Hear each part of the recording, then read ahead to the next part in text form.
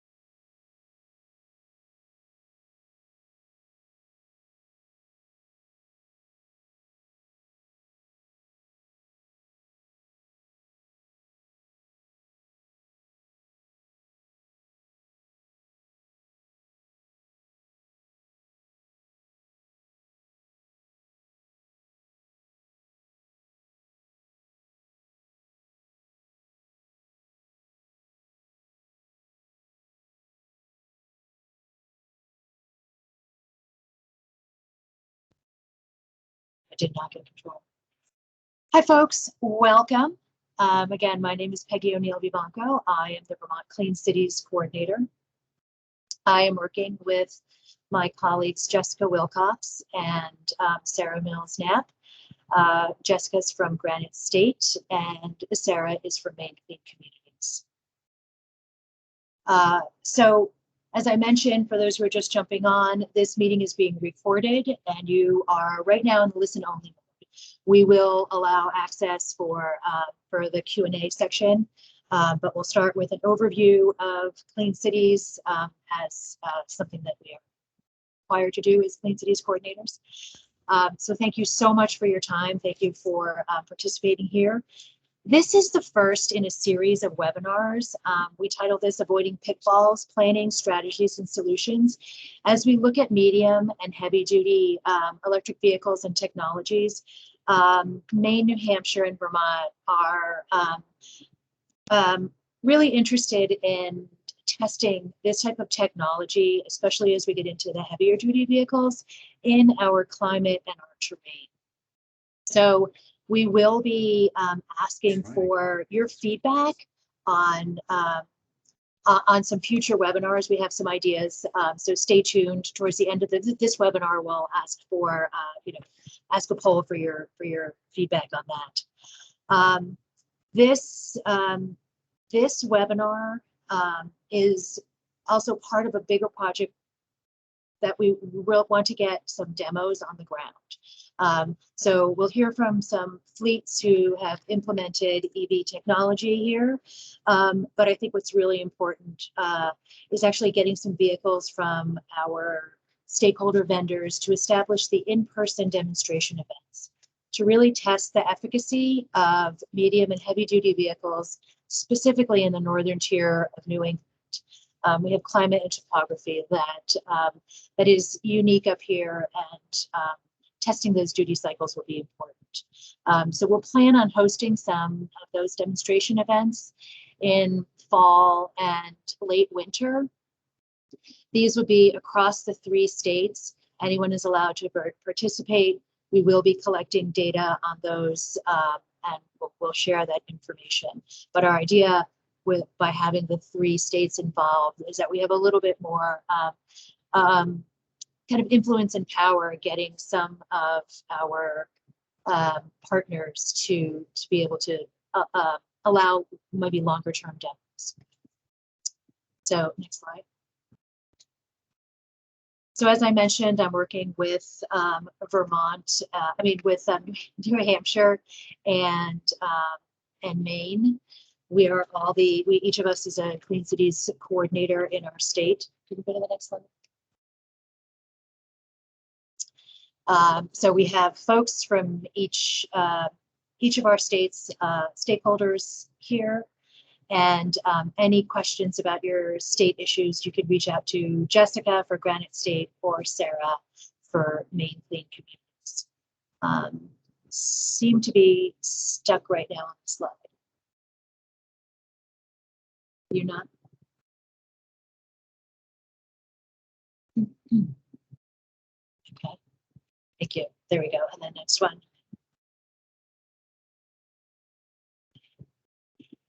The Clean Cities, we are a national network. We are funded by the Department of Energy, and we have about 100 Clean Cities coalitions across the state. We work closely with our partners across the U.S. And rely on some information and data that they have to really help move the needle on reducing petroleum and greenhouse gas emissions. Next slide. We are fuel agnostic and brand neutral. So we work with a variety. In this case, we're working on electric vehicle technology, but we also work on alternative fuels that displace petroleum. And as you can see, the work that our fellow coalitions have done, we've reduced nearly 10 billion gasoline gallon equivalents in our work. Next slide. So some of the work we do, many of our partners have been involved in our activities, alt fuels and vehicle equipment technology. In-person events is really, we look forward to getting back to those. We work with fleets on everything from idle reduction and getting some of that low-hanging fruit that is effective and also cost-effective before moving into advanced fuel technologies. We make connections with our fleets and fuel providers, our vendors. We like to collect data and track progress on all of our projects. Again, the more we're able to measure, the more we're able to see the impact as well as return on investment. Next slide. Our stakeholders, many of whom are on this call right now. Again, these represent folks from the 3 different states, some of whom work across all 3 states. Fleet work is private companies as well as municipalities, airports, transit agencies. And some of the businesses are some of the vehicle and equipment manufacturers, some of the upfitting folks, as well as the fuel equipment providers. And we work with schools and municipalities. Certainly each of us has school bus projects, and we're working closely with our energy committees. Next slide.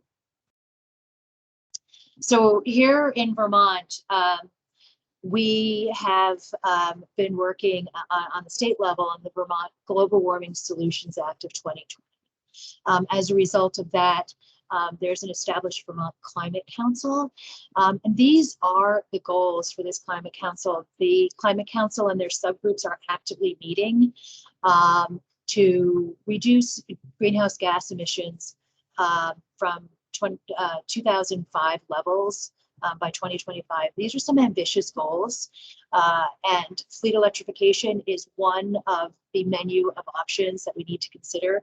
Certainly in the medium and heavy duty sector, we're not quite there yet with full electrification, which is why looking at some of the anti-idling technologies and smaller pieces of electrification, as well as getting those medium duty vehicles, are really a very important step to helping Vermont achieve those goals.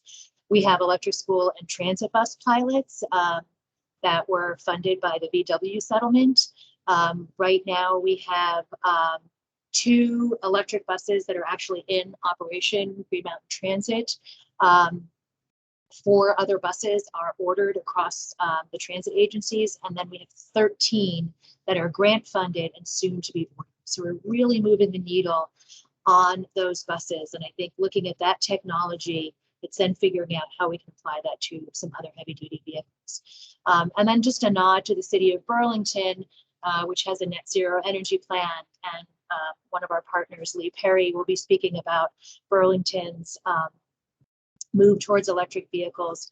Burlington is the largest city in Vermont, and if you look at their EV adoption rate, this is just EVs, not even plug-in hybrids, from 0 new EV purchases in 2019 to now a proposed 38% increase, including, and Lee, correct me on this, are we really getting an electric Zamboni?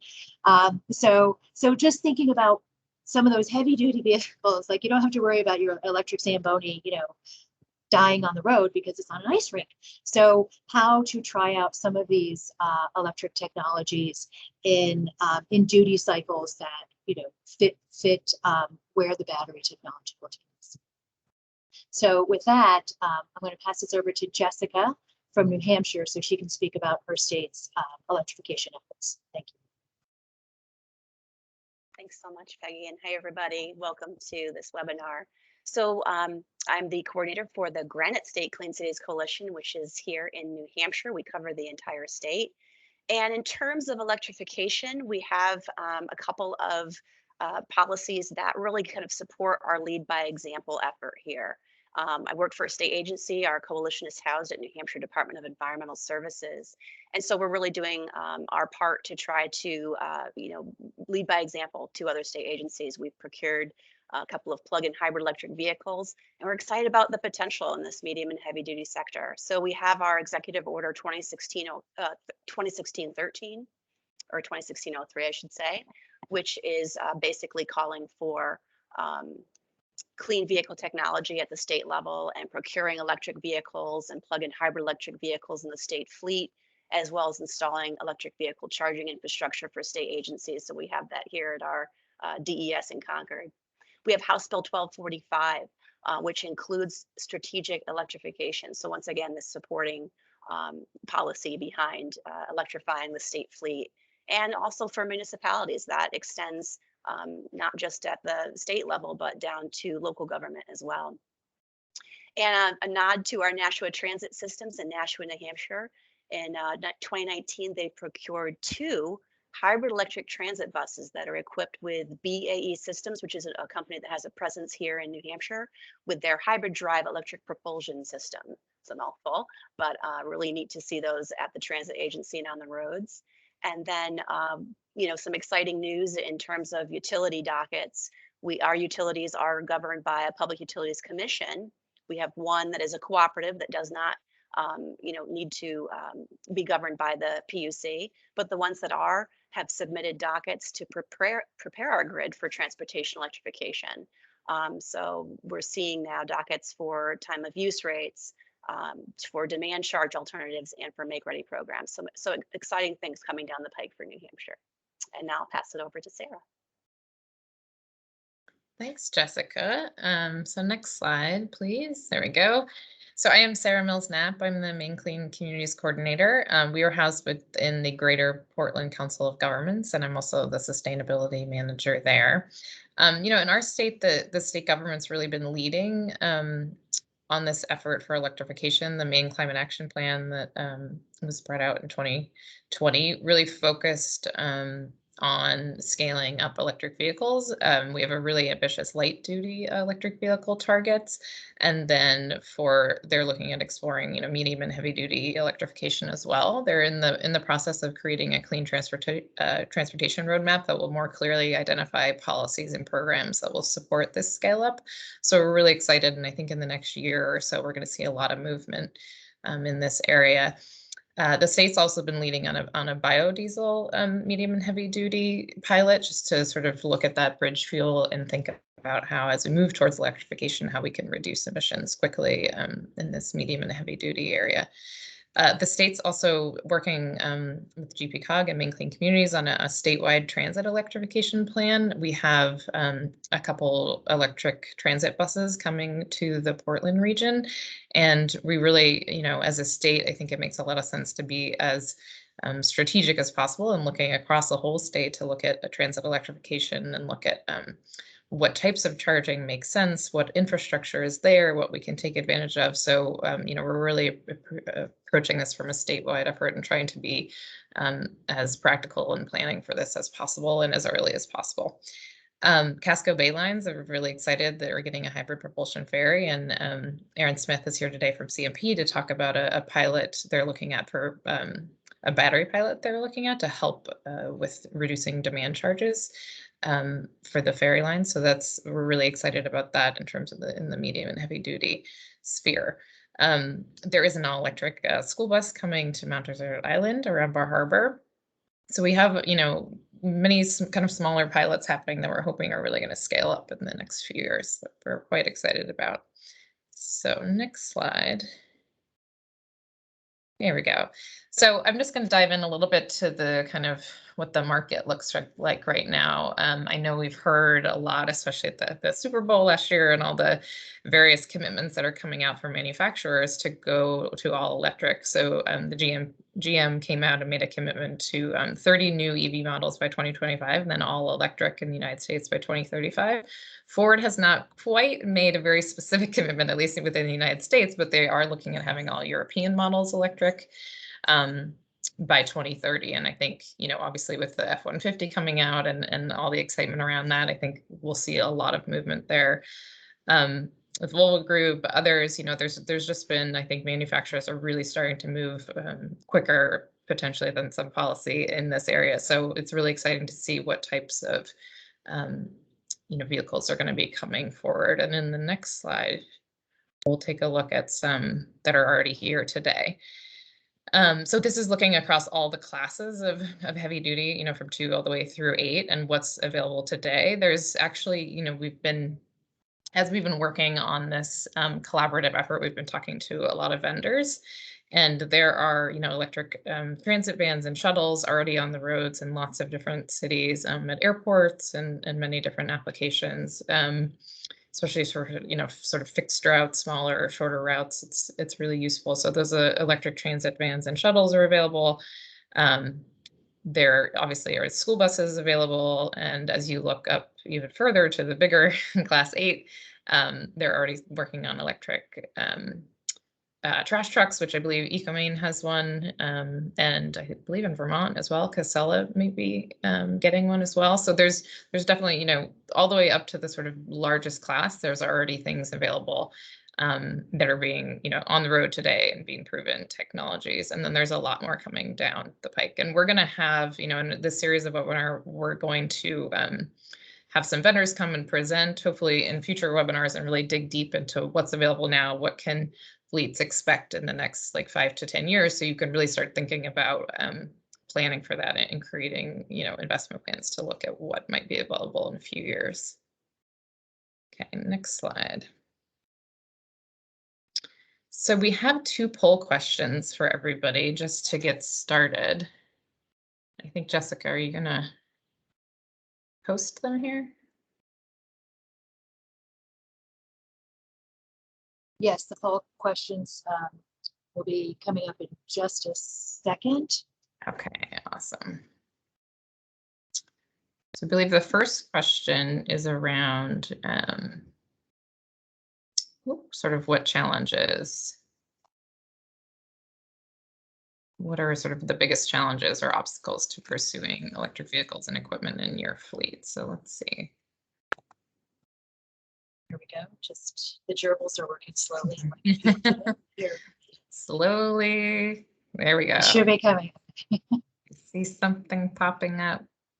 There we go. What do you perceive or know to be the biggest challenge or obstacle to purchasing electric vehicles or equipment for your fleet or your town? We'd love to get a little input from you all, because this is really going to help shape as we plan this series throughout the fall and into the spring, and our demo vehicles. This will really help shape that. So if we can be answering.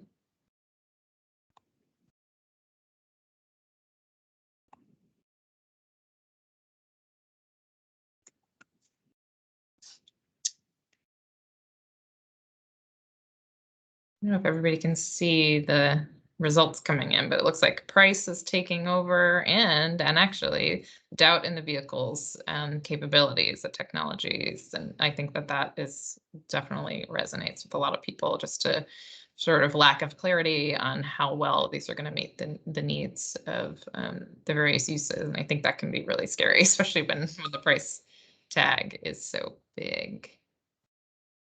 Let's see, somebody said they can't see the poll. They might not be in the desktop app. I'm not sure. Yeah, you should be able to if you are. Yes. You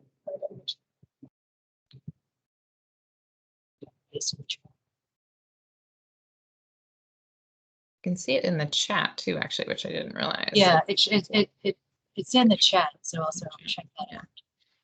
So the options were price, installing charging infrastructure, lack of support from colleagues in the community, training drivers and technicians, and then doubt in the vehicle technology, equipment, and capability. So that's at 60% now. So that really is, I think, one of the main challenges, which is really helpful, because the best thing about that is that we can provide as much information as possible to help build people's confidence in the technology. And I think that's what we're really hoping to do with the demo vehicles as well. Okay, we can move on to the next question, poll question 2. Yep. Is what kind of electric vehicle would you and your team like best to demo and test drive? What are you most interested in? Pickup truck, a transit or utility van, bucket trucks, a refuse truck, a street sweeper, or other. And these are all ones that we know to be available and technology that is on the road now. So please just put that in when you can. And actually, one of the ones that I think we forgot to put on here, but I know is also available, is a box truck. And I know box trucks are used in many different ways and shapes and forms with our fleet. So that is another one.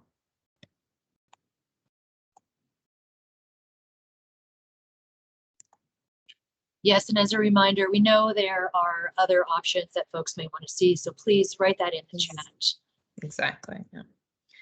So it looks like a lot of people are interested in pickup trucks. I know those are really kind of the workhorses in our fleets. We were really hoping we could do an F-150 demo, but they are way delayed in terms of when they can get demo vehicles out. I think, Jessica, they say a year or more.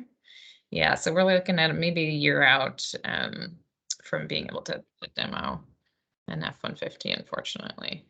Somebody just needs to buy one and we can we can get it.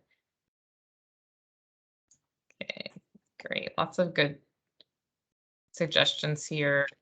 Dump trucks, box trucks. A lot of interest in transit and utility vans too. Class 8 trucks, I see. Yep. I think that's from Cabot. Yeah, and then of course electric buses, which we know are big, of lots of interest too. All right, just one more minute on that, and then we'll close this up. Move on, and we'll get on to our next slides. So I'll be introducing the presenters next. Jessica, can you go to the next slide? We're really excited about the presenters we have here today to give us a little bit of a flavor of what's really going on in fleets and towns. We have Jay Minkarah who's Executive Director of the Nashua Regional Planning Commission in Southern New Hampshire.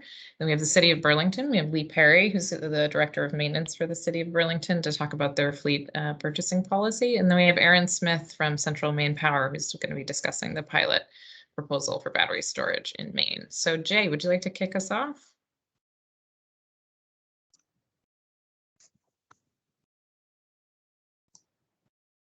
All right, well, thanks for having me, and thanks everyone. I feel a little intimidated kicking things off. I am not a subject matter expert in any way. So let me just kind of kick off by giving an intro to myself, and hopefully I can at least add value. I, by the way, also regret not having a slide presentation for you. So you're just going to have to, I guess, look at me for the next 15 minutes or so.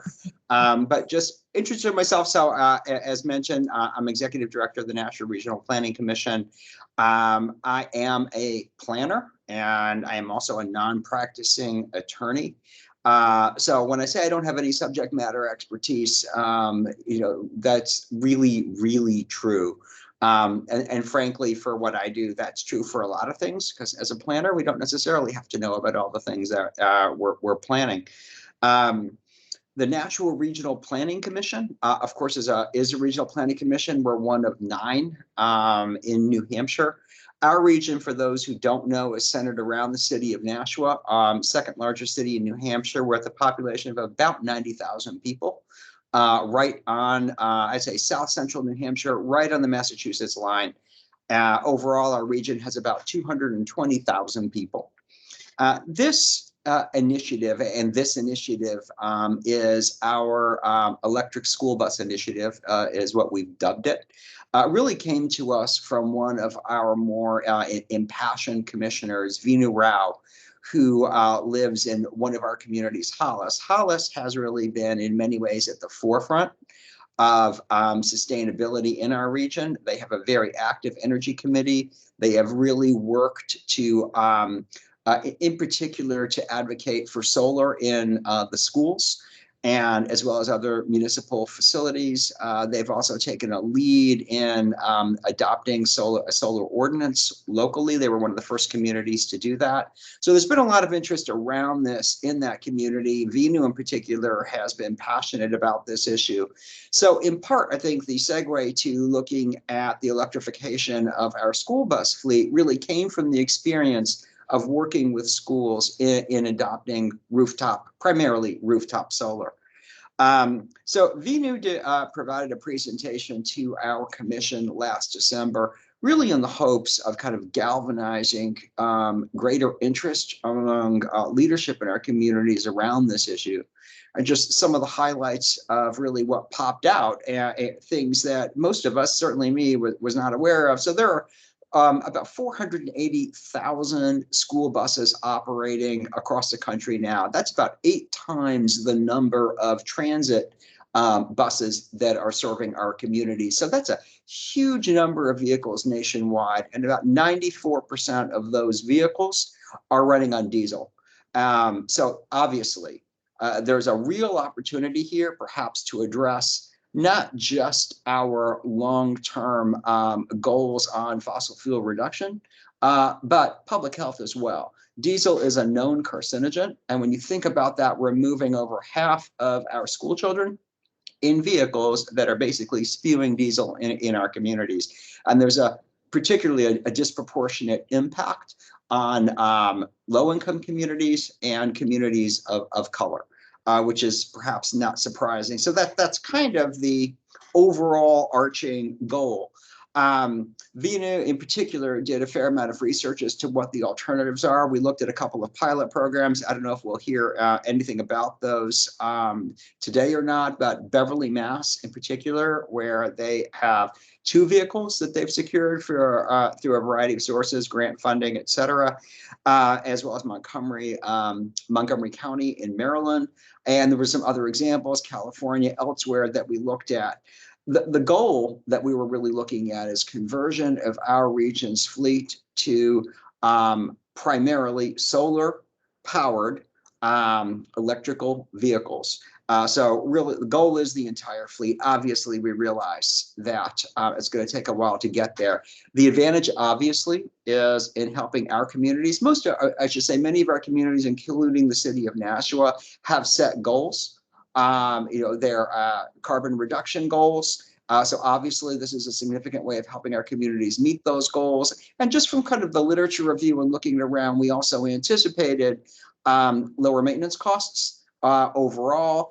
And what we really were looking to also integrate into this is vehicle to grid technology. So, kind of wonderland wishes of what we could implement. We have V2G technology, it's solar powered, and we're actually generating revenue. So of course, this is all of us who have very limited expertise in this kind of trying to work, hoping that we can work towards this goal. So our first step was really to pull together a committee of, I guess I would say, the willing. We had 3 commissioners step up who were interested in participating, a couple of staff members, including myself and our environmental planner. The city of Nashua's transportation planner joined, and critically, New Hampshire DES. So Jessica Wilcox has been a huge supporter of this, as well as Chris Skoglund, who's also, I believe, here today as well. So these were really, that was kind of our initial push. We turned very, very quickly to First Group. So First Group, for those who don't know, is one of the largest transit providers in the country. They operate the city of Nashua's transit bus system. So when I say they operate, Nashua owns its buses. They contract with First Transit to provide that service.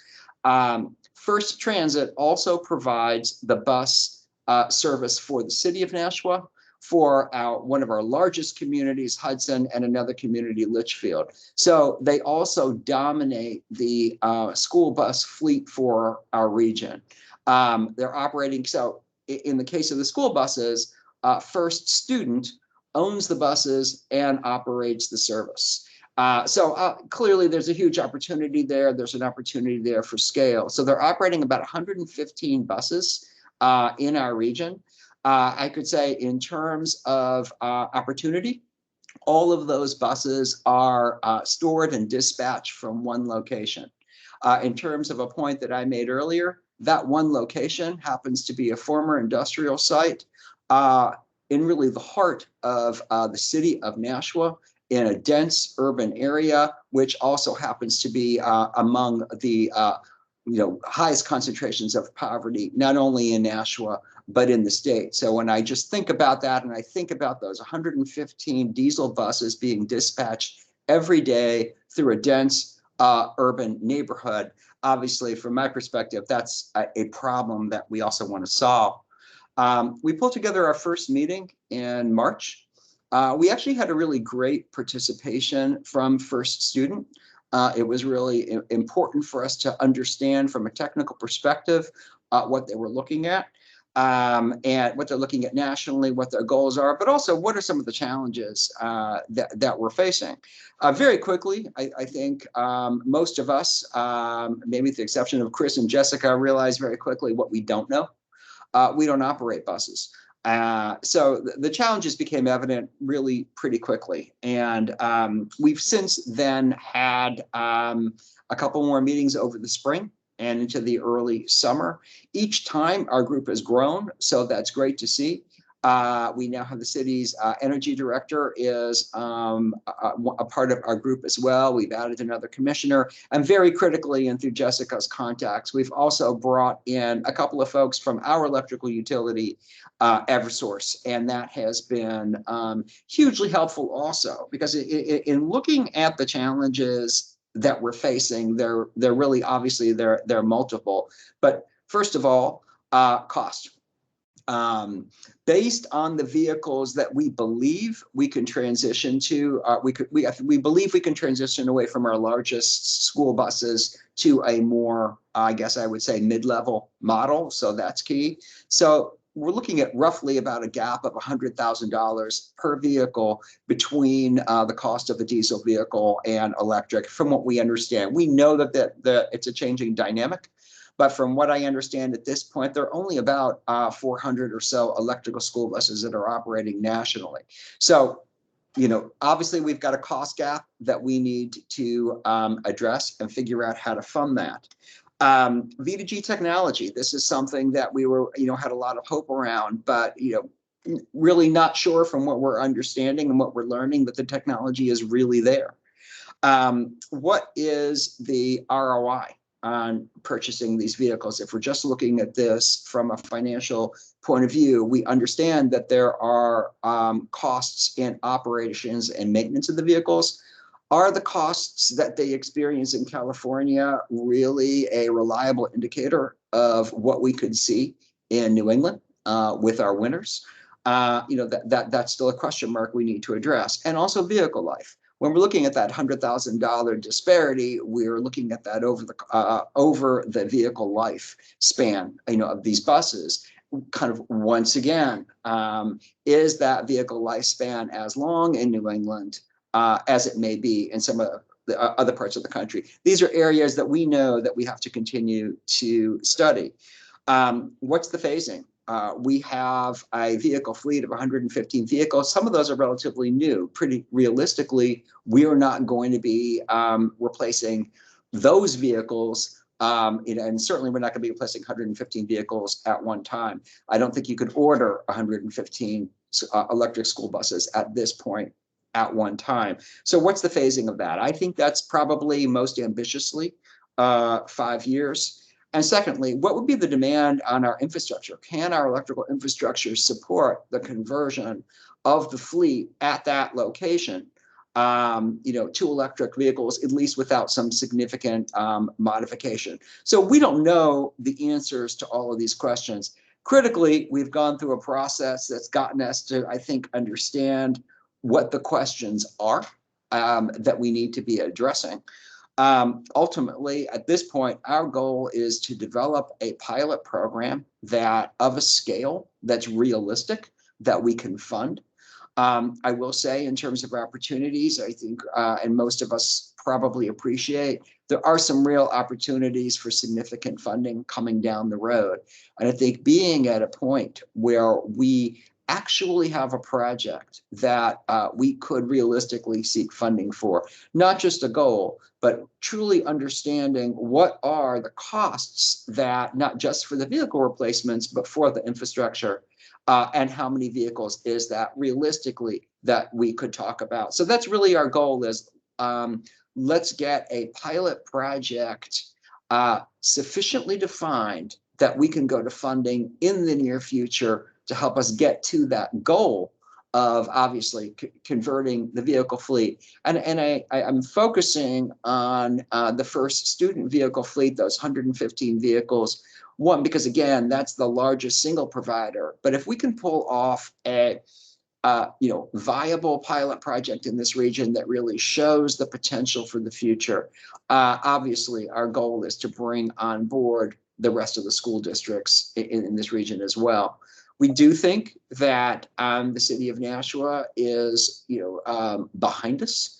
But I will say we do have some other challenges in this area as well. We've done some outreach to school districts and actually found, you know, not a whole lot of interest. And so that's a little bit frustrating. We know that we need to do more in terms of outreach. And I do appreciate that our schools are dealing with a lot of issues right now. And no question, the focus is on what does reopening look like in September. So I totally get that. And I totally get why we may have somewhat of a less than enthusiastic response at pursuing an initiative like this right now. But that's something that we need to continue to work on. I think we really need to continue more outreach and broaden it, working with energy committees, yes, and sustainability committees that many of our communities have. You know, it really is an exciting time. There's a lot of great stuff happening out there and in many different directions that I think, you know, would support I should say, I think that there will be a supportive audience out there, people who will want to pursue these issues, will want to pursue these initiatives and get behind it. But ultimately, we really do need leadership. We need our mayors, we need our select boards and other community leaders to really rally around, this initiative. But again, I think it's coming back to, let's get that pilot project that really works. And I'm just really grateful for the support that we have from DES, from other community leaders, and I will say from First Student as well. I think there's some reluctance there to kind of temper our expectations. And I think that's fair. But I think they've been very supportive as well. And we're looking forward to working with our electric utility to really develop a viable project. So I think that's all I've got so far. I hope I didn't speak either too long or too little. And thanks for the opportunity. Thanks, Jay. That's great. That's really helpful. Understanding sort of the process through which communities can be thinking through these issues. So next we have Lee Perry. Lee, are you here? There you are. I am here. And Great. thank you for having me. My name is Lee Perry. I am the Division Director of DPW Maintenance for the City of Burlington Public Works. I oversee the Street Maintenance Division, Fleet Maintenance Division, and our Recycling Division. And we'll be talking about our City of Burlington fleet procurement policy and our net zero energy goals today. Next slide, please. So what's the purpose of our policy? So we created this policy in 2019 as kind of a roadmap, not for just current city managers and directors, but also future managers and directors to follow for the procurement process of our fleet vehicles for our general fund, as well as our other revenue departments as well. So the purpose of this policy is to determine annual general fund fleet need and purchase schedule, as well as outline the process for procurement of these vehicles, which would be the planning and timeline. We have formed a fleet advisory committee that is made up of our fleet manager, who does the brunt of the work for the procurement and purchasing. The division director, myself, our capital improvement plan manager, and our chief administrative officer, as well as the director of public works, director of parks, and parks facility superintendent. And as far as the timeline of the policy, it's really almost a year-long process. We'll be starting again in September, where our fleet manager and myself will meet with department heads or representatives from departments that have vehicles up for replacement. And part of that process is identifying what vehicles have the ability to be utilizing an alternative fueling method. Most likely it will be an electric vehicle over, say, CNG or hybrid, if that option is available. Next slide. So our policy goal is to create and maintain a replacement schedule for all city general fund vehicles that takes into account the department's needs. We purchase vehicles for a wide variety of departments, from fire, police, parks, street maintenance, recycling, so on and so forth. So everybody's needs are different.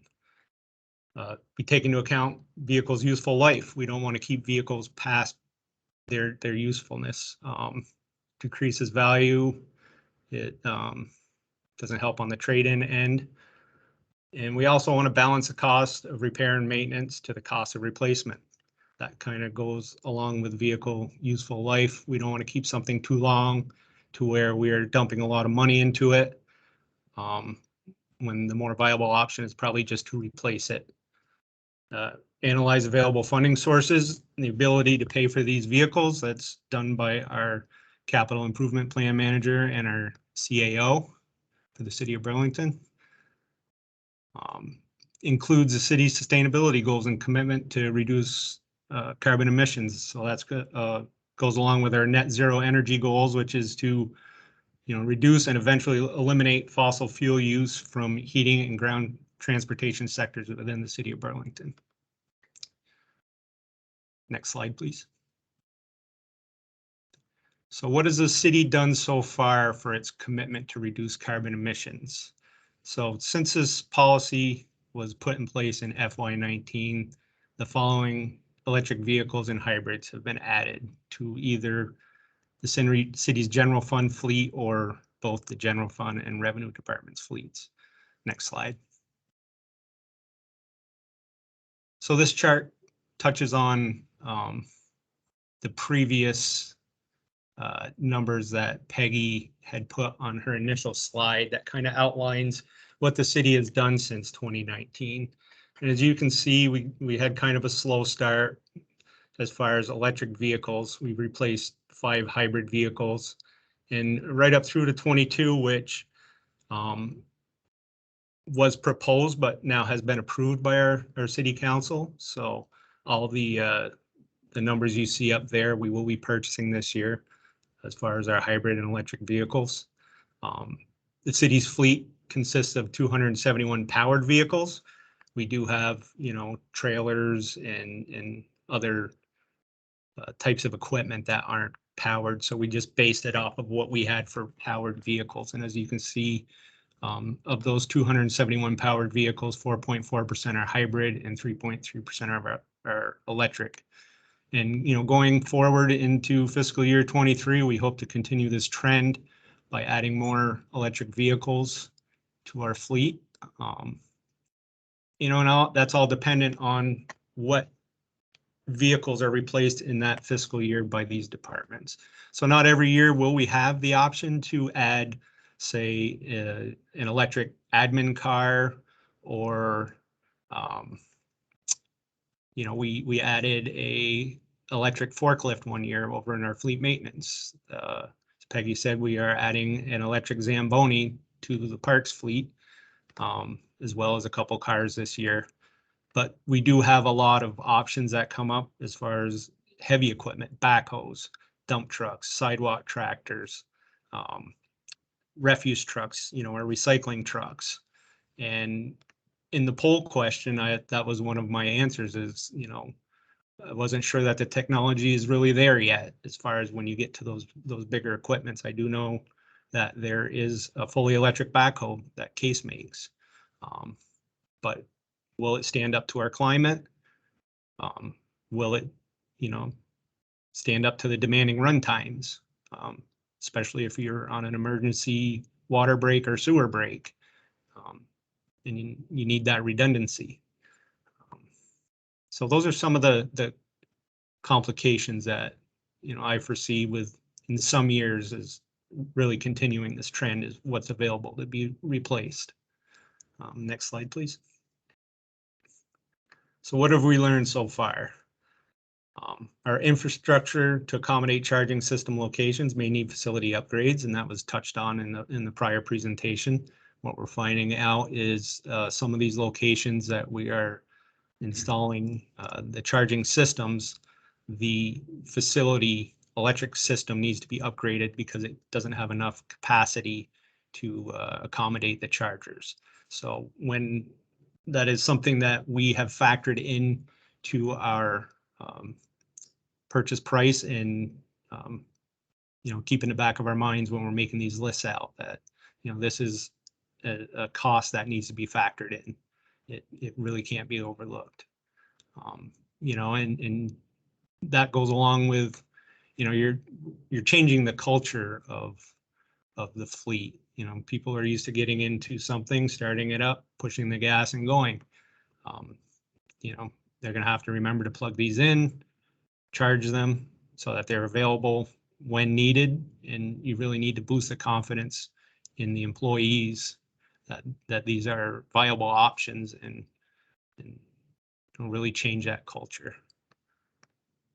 The city is paying a premium in FY22 of around $295,000 over conventional cost.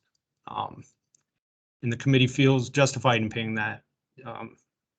We feel that this is going to help with our operational considerations, any efficiencies, inefficiencies that we see going forward, we'll be able to compensate for.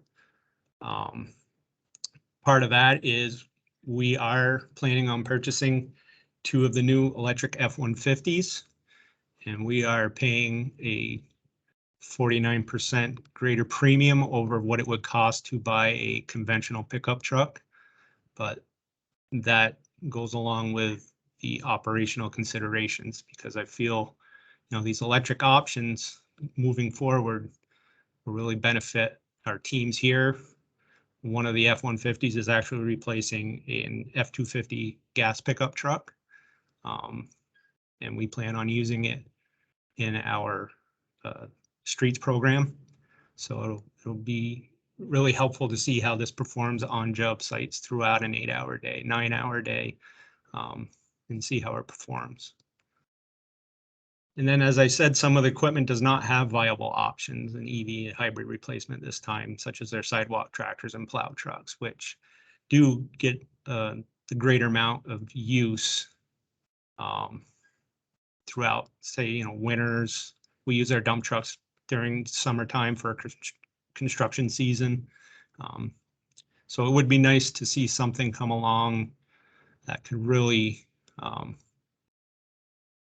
take the place of some of these vehicles. But just not sure where the technology is right now. Same with our recycling truck. I know there's recycling trucks out there. It would be really great to have one to demo in our area with our climate, as Peggy had mentioned. But I just, with the limited amount of trucks that we have 4 in our recycling program. To replace one with a fully electric truck would be 25% of our fleet. And to have one not be able to suit our needs would not be good for us right now. The fleet committee has also shortened leases on certain equipment to be able to transition to electric vehicles as technology progresses, such as the F-150 pickup. We have shortened our leases on pickups from 7 years to 5 years to have greater resale value in case that technology does come around. And we were able to get a better value for our trade-in and buy the electric option. Next slide, please.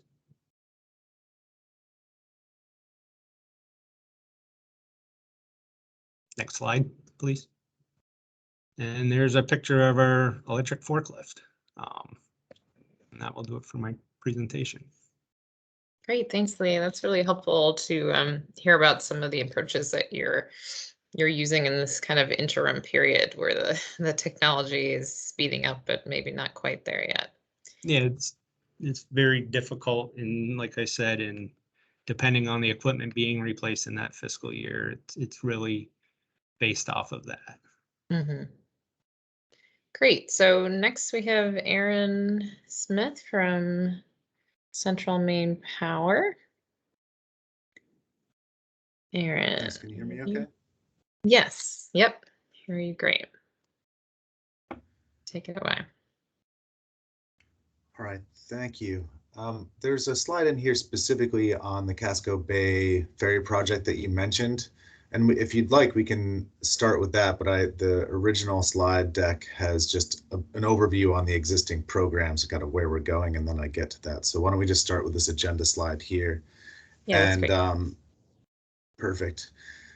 So I've got a few slides just on the existing programs going on at Central Maine Power, where we are on those and kind of where we see that going to align with Maine's climate action goals and the electrification of transportation, specifically that component.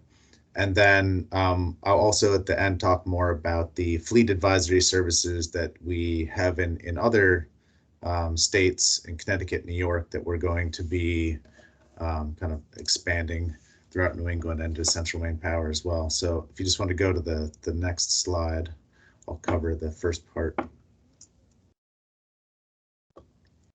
Can I advance? Oh, there you go. Look at that.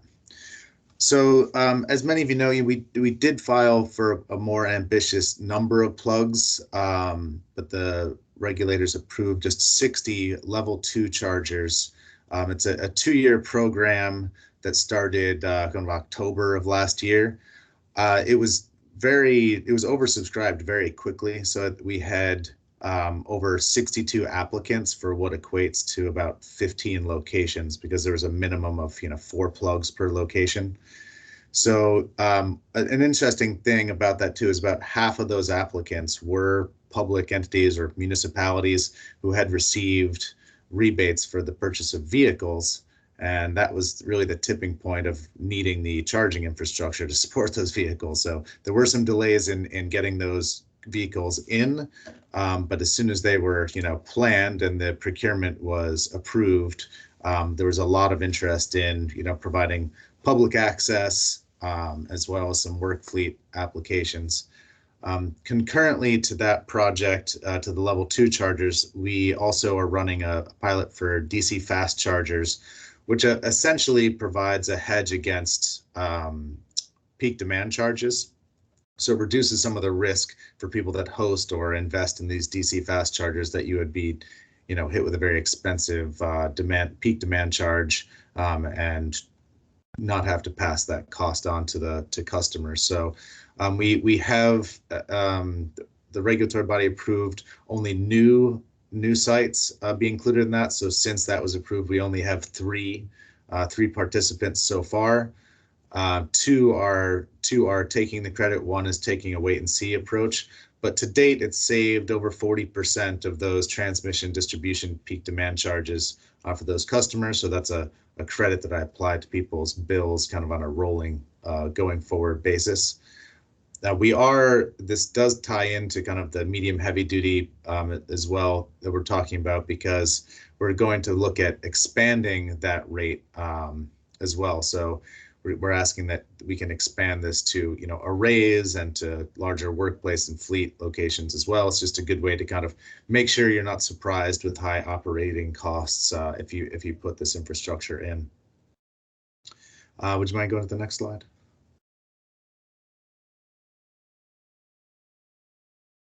I guess while that slide advances, I can just talk about the make ready scope and infrastructure. So we're providing infrastructure up to the charging pedestal. So one of the major things you'll notice when you look at these costs is that the major driver of cost is the distance between existing service and where you want the charging pedestals to be. So if there's trenching involved or extension of overhead lines or new 3-phase power, that can be the primary driver. So one thing that really helped in this case is that we did engage kind of the field engineering services. This is part of the ongoing fleet advisory services we'll be providing. So we can first check what the existing capacity is on your service, see if there's an upgrade or a new service required, and then help understand what those costs would be, so that you can go in knowing the total cost. Really, in these cases, we provided the total 5-year cost of ownership for these arrays, these charging installations, which just helps from a budgeting standpoint. So I covered most of this before. I think maybe that bottom bullet there is obviously, to hit the Maine's climate action goals, we need a lot more DC fast charging infrastructure, especially to kind of encourage and support the fleet plans that you all have. So, obviously 2 out of 3 participating in this rate is not going to get us there. All the calculations I've seen is we need at least 200 more of these locations. So feel free to, reach out after this about specific ways we can support that. But go ahead and go on to the next slide, please.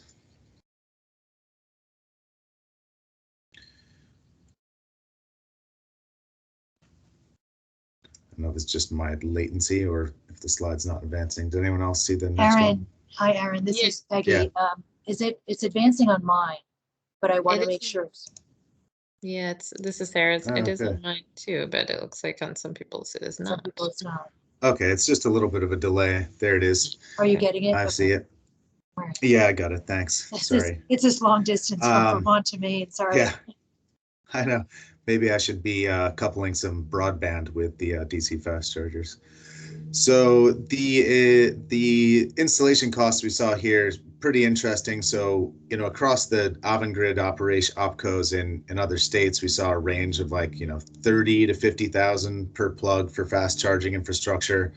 In Maine, so far the costs I've seen have been higher than that, even the other programs. So really trying to find ways to reduce that. A lot of it has to do is whether there's three-phase power in a location or not, or whether that needs to be brought to site. We have seen some good price pressure on the hardware costs, though. So there do seem to be, you know, more entrants, more competition there as far as the hardware vendors, and that cost per plug, while still ranging, you know, from 3,500 to a little over 6,500 per plug, does have some price pressure on it. And that's a total cost, including like an extended warranty and the data plan for doing, you know, like point of sale transactions and things like that. But yeah, to the earlier point, obviously a lot more is needed. So even beyond what can be provided with the NECEC funds for fast charging. Next slide, please.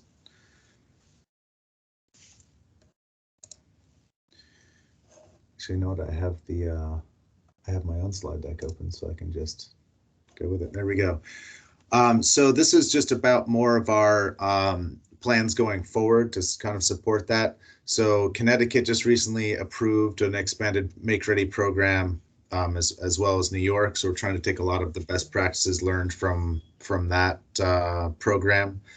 As well, there's some equity components to both of those as far as the kind of sliding scale of what Make Ready incentives are available, which are very interesting. And particularly in Maine, I think, you know, the focus on public transportation and medium and heavy duty is a great way to increase the equity of that. Obviously, you know, rebates at the point of sale for electric vehicles is, you know, one way to nudge the market.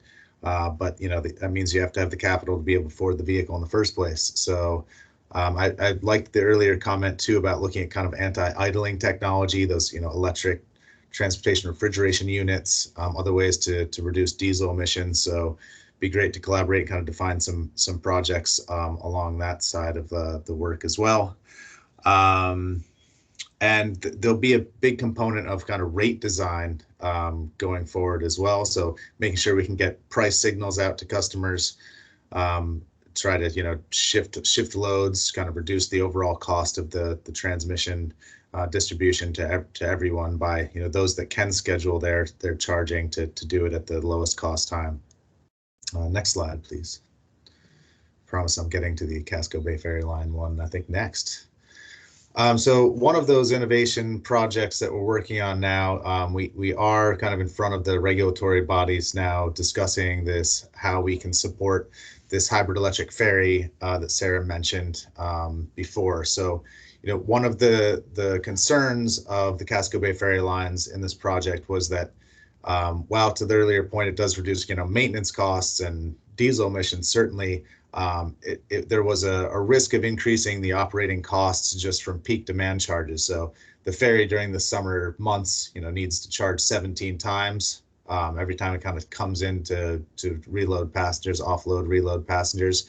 And there was I think about 4 to 6 of those times were during the peak demand hours, which contributed significantly to their operating costs with those charges. So to kind of reduce those risks, we started looking at innovative ways to reduce that risk, which was essentially to right size a battery for them so that during those peak demand times, they could charge off the battery, which was you know, charged with power at lower cost times. They were even looking at, you know, whether they could use solar and other ways to do this project. So there is some pretty heated debate now about ownership of that battery, what side of the customer's meter, things like that we're trying to get through.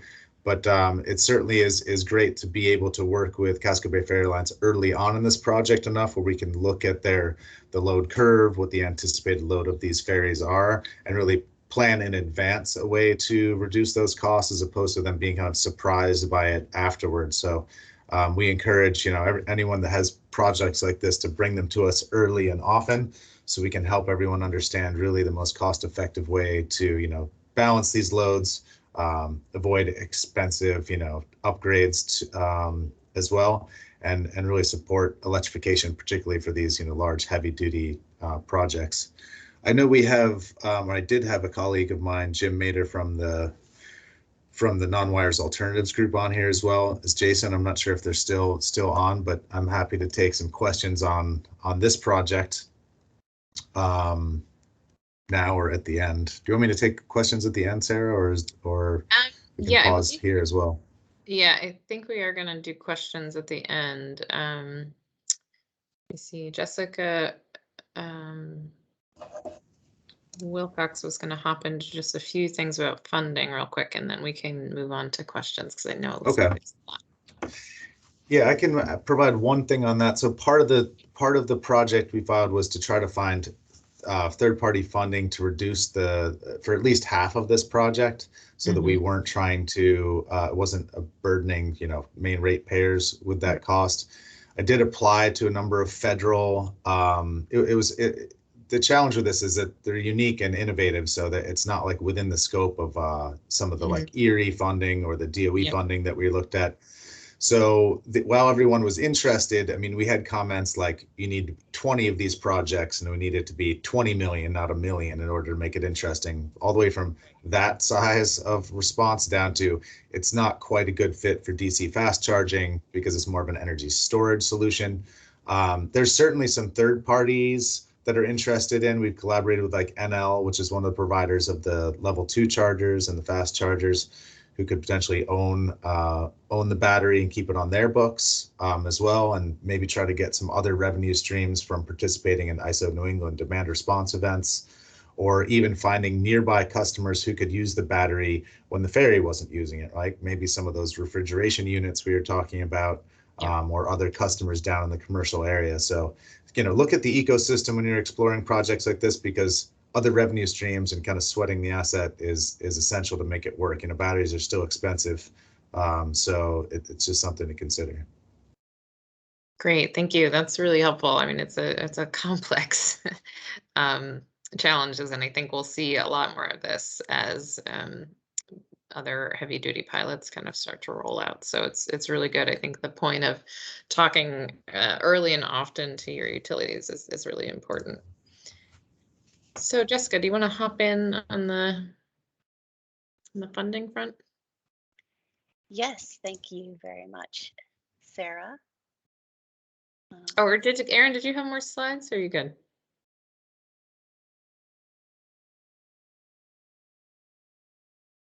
Okay, I think she's just moving through them. Okay, go ahead.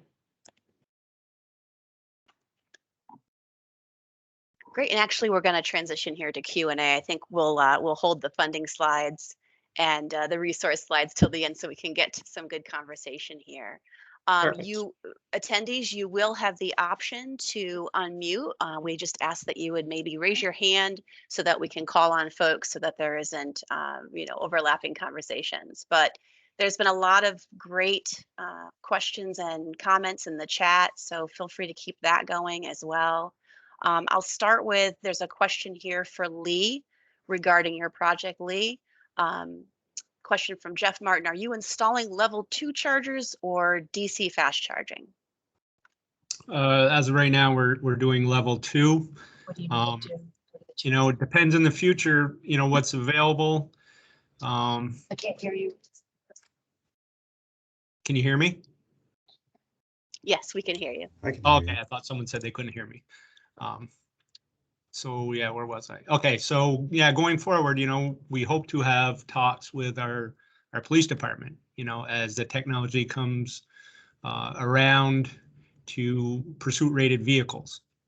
Then we would have to install, DC fast chargers for those, because the size of our fleet and the way they operate their shifts, we have minimal downtime between shifts right now for vehicles. They're just constantly used. They're almost a 24-hour runtime. So that would be a big, that's a big sticking point for us, is to either that or we're going to have to double the fleet, just to have the availability of those cars. We have talked with other police departments around the United States on what they use. California, I'm sorry, it escapes my mind the town we talked to, but they use Tesla right now, as they've been piloting it for 2 years.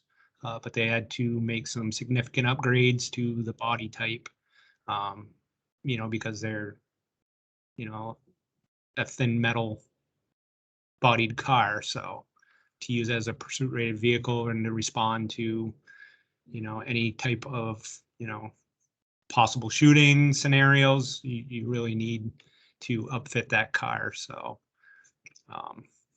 we're going to keep in contact with other departments to see what they're using. But yeah, that's really the DC fast chargers, as well as, we're thinking about, we're working with Burlington Electric to see where the best locations are throughout the city as well, not only to service our fleet, but, tourists, maybe down at the waterfront, downtown area, see where we can install more chargers and what that infrastructure looks like. Excellent. And one follow-up question for you, if you want to leave your mic on here. Sure. How can we obtain a copy of Burlington's procurement policy? Is that something that's available to the public? Yeah, just mail me $5 and yeah, it should be. Yeah, let me see how I can make that public. Talk with the director and see where the best place to put that is. I could probably provide a link to Peggy to that policy, and it's a working policy too. I mean, it's it's going to evolve over time as we run into certain situations, especially procuring electric vehicles. We already have talk about changing some of that language. Should we set a threshold on the amount that we pay over conventional vehicles that's feasible, to make it worth our while, because of, we gotta procure funding for these, and the funding, it's not going to be there all the time. So when is that? What is that threshold? Is it 20% higher than conventional costs? I mentioned F-150s were paying a premium of 49% on those trucks this year. So yeah, it's something to look forward to. So yeah, I will provide a link and you can review it. Yeah, Lee, I'm happy to be the conduit for that once you check in with Chapin and whoever else. Yeah, thank you. Appreciate that. Absolutely. Thank you. Couple of interesting comments in the chat about other alternative fuels. We're talking a lot about electrification, but to get to medium and heavy duty, I think as Lee mentioned, some of the vehicles that you want to procure at this point just don't seem to have a viable model option right now. Although, don't discount in this process that everybody's thinking full battery electric, but also consider the fact that there's a lot of plug-in hybrid electric options available to help kind of through this transition period as we're getting to seeing more full battery electric models coming to the market. But there's been some comments in the chat about the viability of propane, the viability of biodiesel B100. I would say that, I see an anecdotal question about propane here. I've heard that using propane as a transportation fuel for heavy duty trucks is not practical, because there's not enough energy content in the fuel and the trucks don't have enough power. Do you know if this is true or if this is just an unfounded myth? I'll just say anecdotally from New Hampshire's perspective, we collect data for our annual report here in New Hampshire. We have several fleets that are running heavy duty propane trucks and school buses.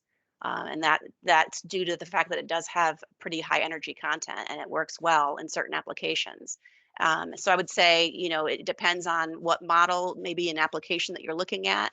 Certainly, these fuels have come a long way, and there's been some old, myths, if you will, that have been kind of carrying on with some of the fuels. But, the manufacturers and even the federal government, Department of Energy, have been working with providers to make sure that this technology is up to snuff and capable of doing the job that it needs to do. Another comment on B100. So we actually had some interest from a stakeholder here in New Hampshire on B100. I know, Sarah, Maine Standard Biofuels, I believe, offers B99.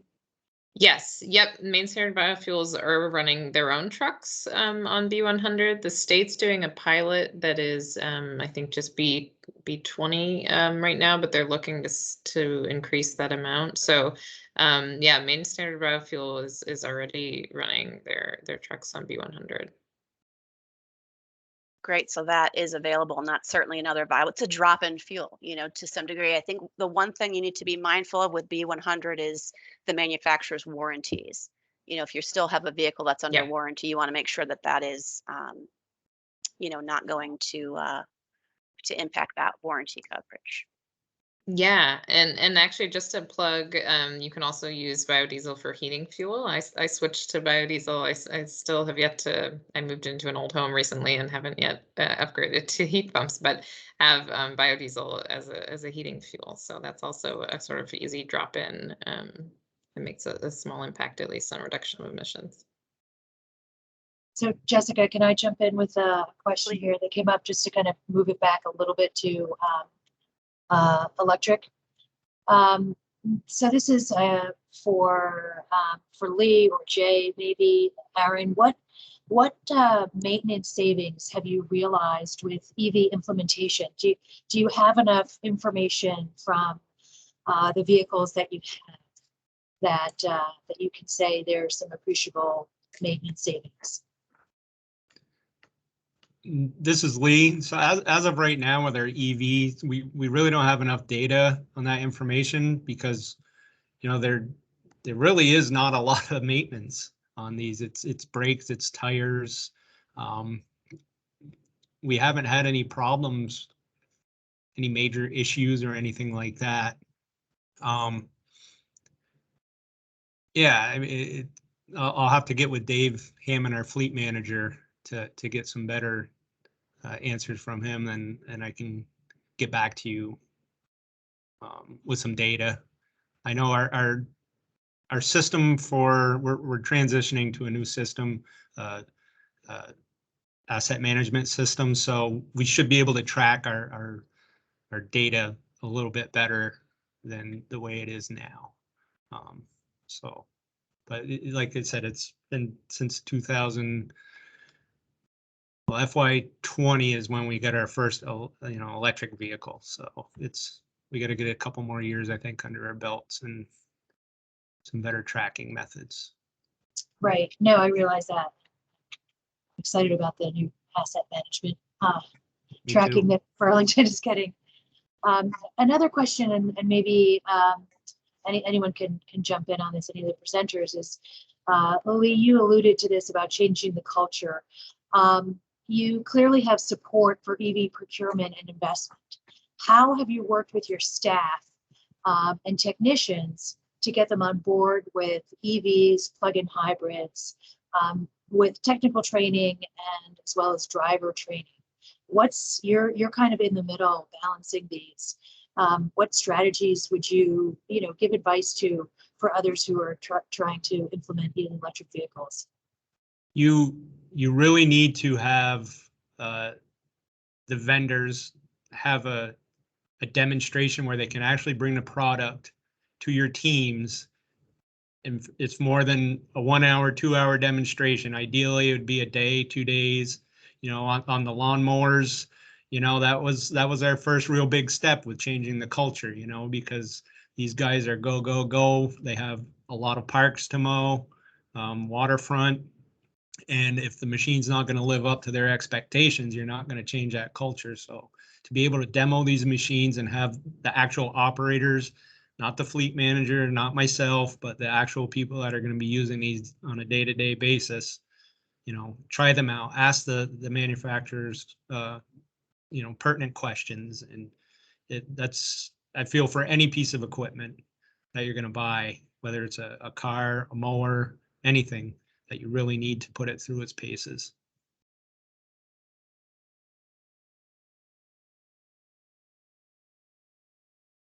Thanks. Is Jay still on the call? Yeah, I am. Jay. Okay, so a question for you.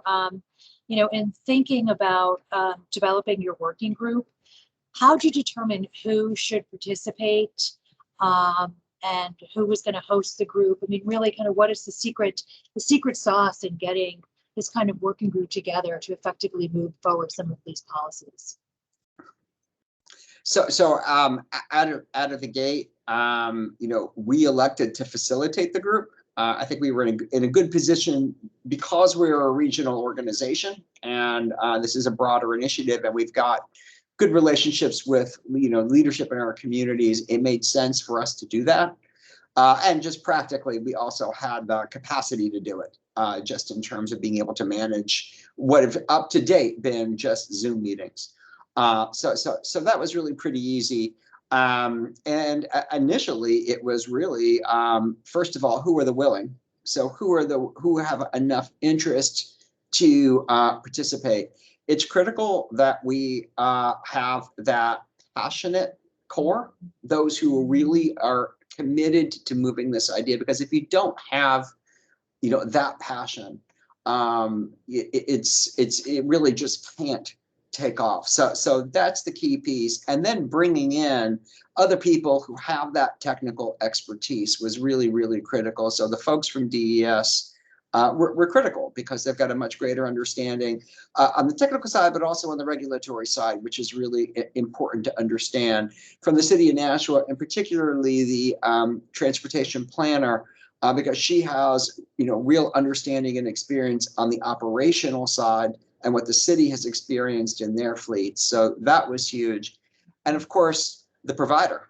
So in our case, First Student had to be at the table, and now our electrical utility. I mean, those are indispensable.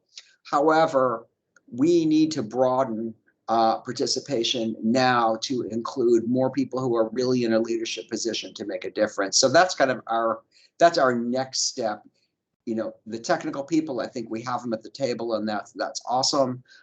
So that's really the challenge in front of us right now, is to bring in some of those real decision makers.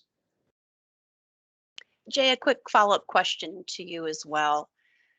You know, in thinking about and planning for hosting this working group, did you have any kind of framework in place prior to the launch? Was there any particular topics that you were really wanting to tackle, or were there any short or long-term goals that had been developed behind the scenes? And also, in follow-up to that, is the participation in the working group something that is kind of invitation only, or are you really wanting to kind of build it out with more voices at the table? And if that's the case, who would you want to see come to the table? So I think your last question is a really interesting one, because yeah, it has been invitation only, you know, to this point, and honestly haven't contemplated making it broader, making it public. So that's actually really an interesting thought, and maybe that's a step that we should take to really broaden that participation. Right now, I am very much, you know, in addition to kind of really trying to get to some of our key leaders, focus on some of our other energy committees and sustainability committees, because those are folks out there who we know have an interest in these topics and are trying to advance their own sustainability goals in their communities. And I think this is just a natural fit for them to understand that this is one really great way of doing that. I think we need also kind of coming to it from the equity front, and people really understanding the environmental justice implications of this. I think there are community members who we need to bring into this conversation from that perspective. I don't know that we don't really have good community organizing infrastructure in our region. We don't have neighborhood councils. We don't have community, you know, organized groups, but I don't think there's an understanding or awareness. So the fact that we've got 115 diesel school buses parked, you know, in a dense urban neighborhood, I don't think there's an understanding of that. So we need to broaden to bring in those folks as well. So, you know, I like that concept, and I really do think we got to think more broadly. So thank you for that question. And yeah, I think in terms of what we thought initially is, well, we've got this great pilot in Beverly, Mass. Let's take that model and implement it here. And we're realizing it's not so simple. So now we've got to really start to think about how do we adapt a pilot that really works here. So my hope is that in working with the folks from Eversource, we can really get an understanding of what it's going to take to actually implement, a pilot at that site. We've got a physical location, so we should be able to analyze what it's going to take, and then work with the folks from First Student to understand, okay, what makes sense from a vehicle, truly from a vehicle replacement point of view. And then, we want to take that and charge out to our congressional delegation. And as I was kind of alluding to before, I think there's some real opportunities coming down the pike. So we need to be prepared to take advantage of those. Excellent. Thank you. Great. Jessica, can I jump in with a utility question? Yeah, just jumping off of what Jay was talking about. And this goes for any of our panelists, and if we have some of our utility partners on, maybe you can jump in as well. So as folks begin to think about this transition to fleet electrification, starting with a lawnmower or lawn equipment is an easier step.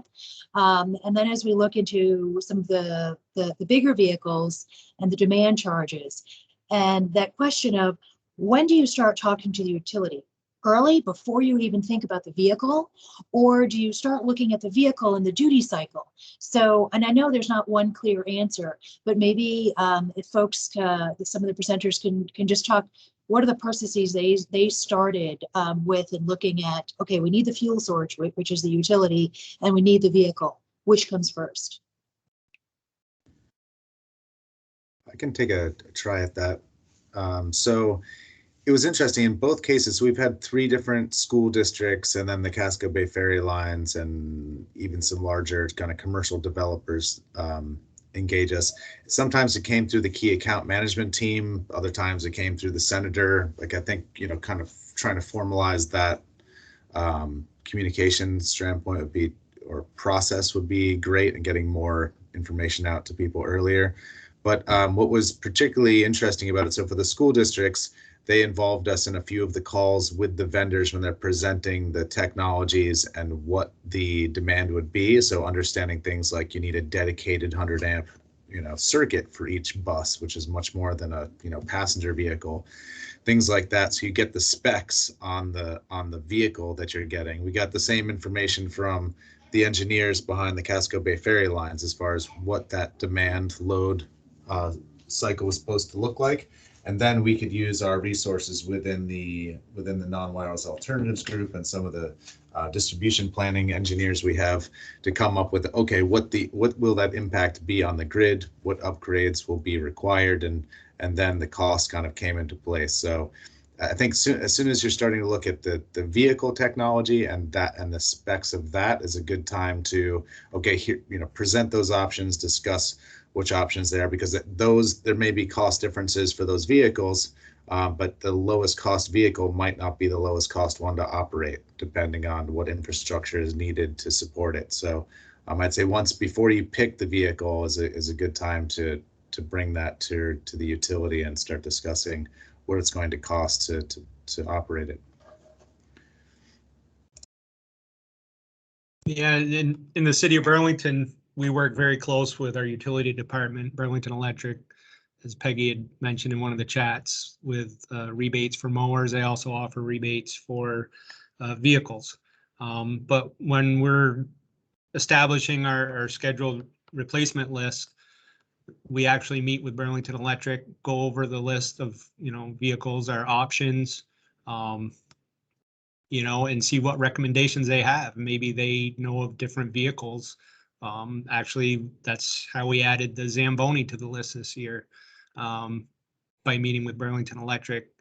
That, and our CIP manager, she reaches out to the facility. So she's trying to stay ahead of the game. It's one of those things where you don't want to put the cart before the horse. You get all excited to buy these electric vehicles, but if the infrastructure is not there, then you end up having a vehicle you can't charge sitting there with nobody using it, which also does not help change that culture we were talking about, because they're like, oh, this is great. You know, we can't use this vehicle. It's not set up. So it is, you know, it's baby steps in the beginning, but then once you get rolling, you get to know, you know, the operational part of it and the steps you need to take to further your program. So talking with your utility is a big step, and we're lucky we have the relationship we do with our utility, being so close and involved with our procurement process.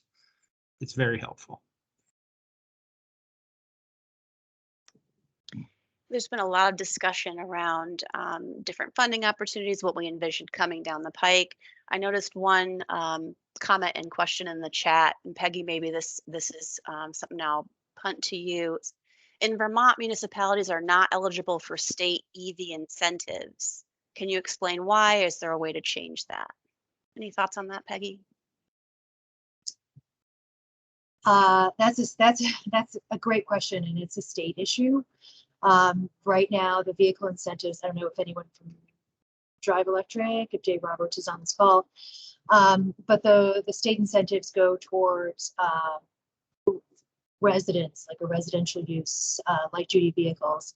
I think communicating to VTrans and the state legislature in the next transportation bill, I think was going to be really important, because we do have utilities that offer incentives, purchase incentives that municipalities can use. Rightly, I know that you that the city of Burlington has tapped into the BED incentives, and I know I think Green Mountain Power is on here as well, and utilities have tapped into those incentives. But to be able to stack onto the state one, that's way above my pay grade.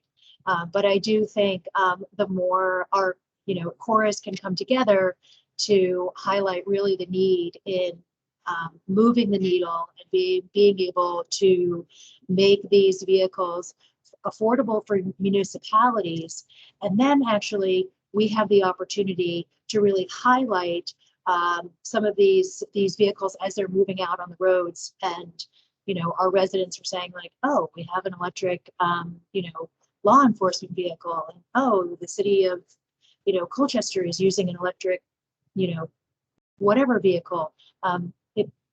Then we begin the ubiquity of EVs. So no, I don't have a great answer, except for we do need to keep pushing them. Yeah, in the state of Maine, Efficiency Maine Trust gives incentives and rebates for electric vehicles to municipalities up to 7,500 and it was 12,000 before for each vehicle. So it really improves it greatly. Like a lot of our municipalities have gotten light duty electric vehicles recently using that rebate. So it's definitely a great kind of sweetener. Yeah, and I know that I think if Jeff Martin is on this call, I know that he's in the Upper Valley, and he went through the Climate Mayor's initiative to try to procure an electric vehicle. So there are other opportunities, but the ease in which municipality could potentially tap into state incentive would be much more important. Yeah, that's a great point. It's a great plug. The Climate Mayors, if you just Google it, they have, you can take advantage of their bulk purchasing prices for electric vehicles through their website if you're a municipality. So please take a look at that as well. And I would also add, don't discount utility incentives. A lot of utilities are coming out with more and more. I know, I believe both Maine and Vermont have really robust utility incentives, and I know here in New Hampshire, our New Hampshire Electric Cooperative, anyone who's a member in their territory has access to electric vehicle and charging incentives, both for residential and commercial. So pay attention to those as well. I don't see anything more in the chat. Peggy or Sarah, do you have any additional questions for our presenters, or? No, I think we're all set. We can move on to talk about funding a little bit. Great. Thank you again to all of our presenters. Looks like we'll be able to maybe wrap up a little bit early here and give everybody a little bit of time back, but want to just touch on funding and resources before we do so. Bear with us one moment. We do have one more poll as well. We'd like to get your feedback on. So hang on there, folks. All right. So want to talk about a funding opportunity that's accessible to everybody across the nation. The Environmental Protection Agency at the federal level offers Diesel Emission Reduction Act funding. And what's beautiful about this funding is not only do they use this funding to operate a national program, but they also give monies to the states to operate state programs. And these are generally called state clean diesel programs or DERA programs. You may have heard them under different names. We also here in New Hampshire, I know Vermont does this as well. We match the funding that we get from the EPA with Volkswagen settlement funding. So we're kind of beefing up the pool of money that's available to stakeholders. And eligible stakeholders include local, state, regional agencies, departments, businesses, schools, nonprofits. This is pretty much accessible to anyone with a fleet of vehicles. And so the local programs, you'll see some links there to each of the state programs if you're in New Hampshire, Vermont, and Maine. Like I said, they might be called something a little different, but usually known as DERA or the state clean diesel programs. And the beauty of these programs is that class 5 through class 8 vehicles, if you currently have existing diesel vehicles in your fleet, these would be eligible for replacement with electric vehicles. And the program could fund up to 45% match towards that vehicle replacement or equipment replacement project. So it's not just vehicles, it's also equipment on and off road as well as engines. So consider electric, consider the DERA funding that becomes available generally in the fall. The funding usually comes from EPA early fall, and a lot of the states will start opening up funding opportunities or requests for proposals and want to see what types of projects there is out there. So the other beauty is that eligible costs for any projects where you're going to be replacing diesel with electric do also include funding towards a charging station, one charging station unit per vehicle. So that can be built into the project cost. This is something that you would want to apply for in advance of your purchase. So you don't want to go out and buy these vehicles and then try to apply for the funding. It's not a rebate program. It is, a basically reimbursement program. One thing to keep in mind, we had, an example of projects can include plow trucks, dump trucks, school buses. We also saw utilities come through with requests to replace their bucket trucks with equipment that operated on diesel, but the aerials that move all of the the buckets around to the poles, these aerials can actually utilize unique technology called GEMS. Clean Cities Coalitions did a webinar on this. Vermont and New Hampshire did a webinar on this last year. You can watch that case study on this GEMS technology. It basically operates that aerial on battery power. So it's cleaner and quieter for the folks that are using it. So that's one. And next slide, please.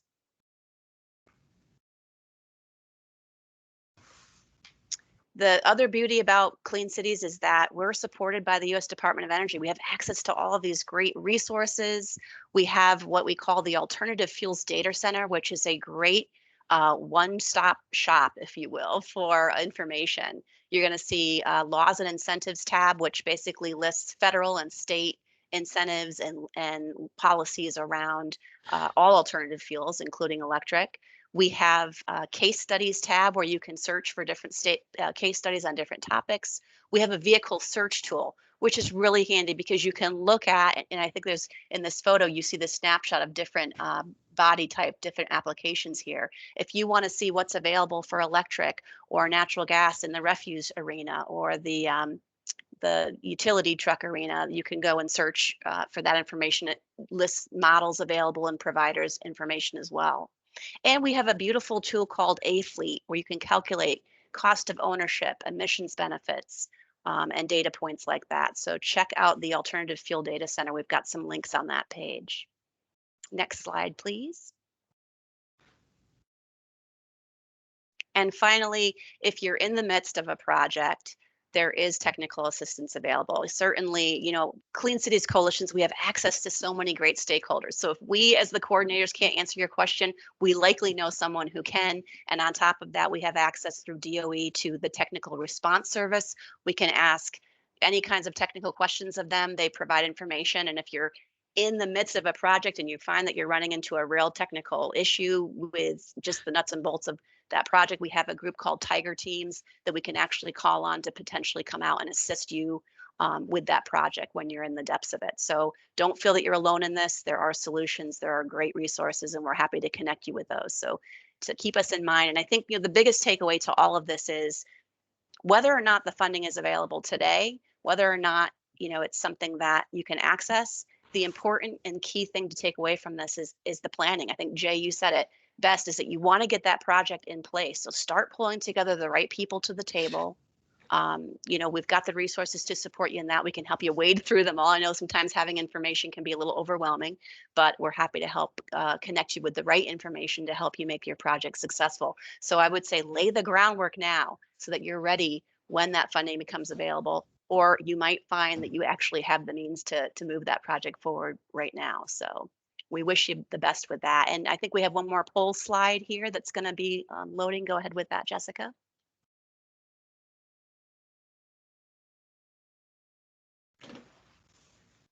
So for this poll, we want to ask, what topics would you like to see covered in a future webinar? So this is webinar number 1 in our series.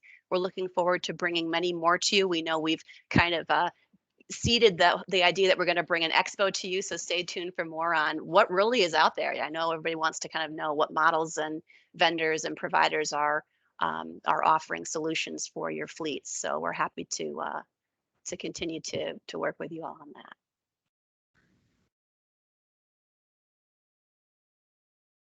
Looks like conversations with utilities and charging infrastructure is getting a lot of interest here.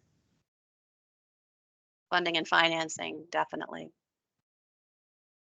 I mean, everything's kind of almost even case studies, developing fleet procurement policies. So it's great to see that everybody's at that point where they want more, they want to take the next step. So we're excited about that.